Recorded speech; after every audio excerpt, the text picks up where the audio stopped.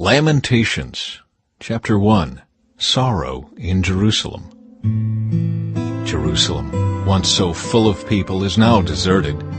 She who was once great among the nations now sits alone like a widow. Once the queen of all the earth, she is now a slave. She sobs through the night, tears stream down her cheeks. Among all her lovers there is no one left to comfort her. All her friends have betrayed her and become her enemies. Judah has been led away into captivity, oppressed with cruel slavery. She lives among foreign nations and has no place of rest. Her enemies have chased her down, and she has nowhere to turn. The roads to Jerusalem are in mourning, for crowds no longer come to celebrate the festivals. The city gates are silent. Her priests groan. Her young women are crying. How bitter is her fate. Her oppressors have become her masters, and her enemies prosper.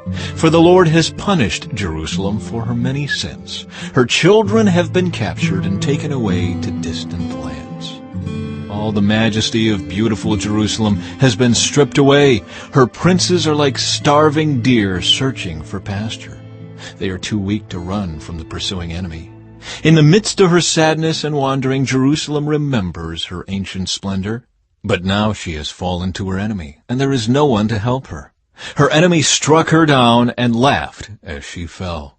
Jerusalem has sinned greatly, so she has been tossed away like a filthy rag. All who once honored her now despise her, for they have seen her stripped naked and humiliated.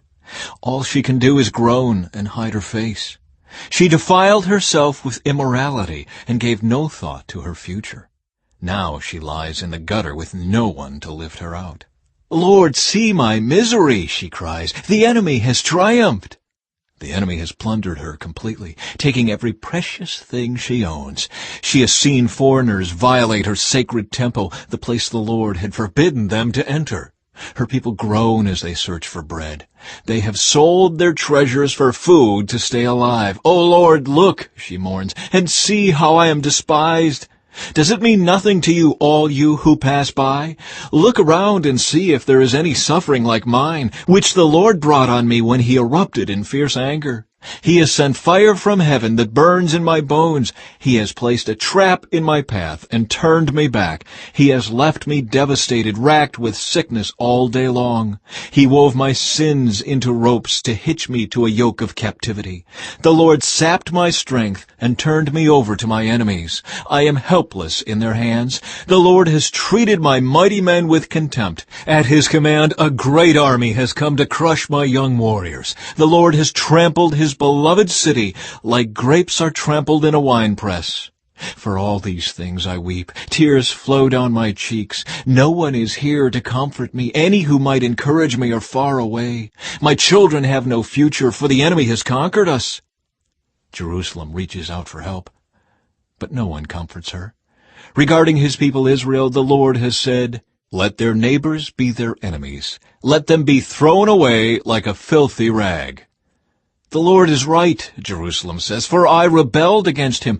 Listen, people everywhere, look upon my anguish and despair, for my sons and daughters have been taken captive to distant lands. I begged my allies for help, but they betrayed me. My priests and leaders starved to death in the city, even as they searched for food to save their lives. Lord, see my anguish. My heart is broken and my soul despairs, for I have rebelled against you. In the streets the sword kills, and at home there is only death.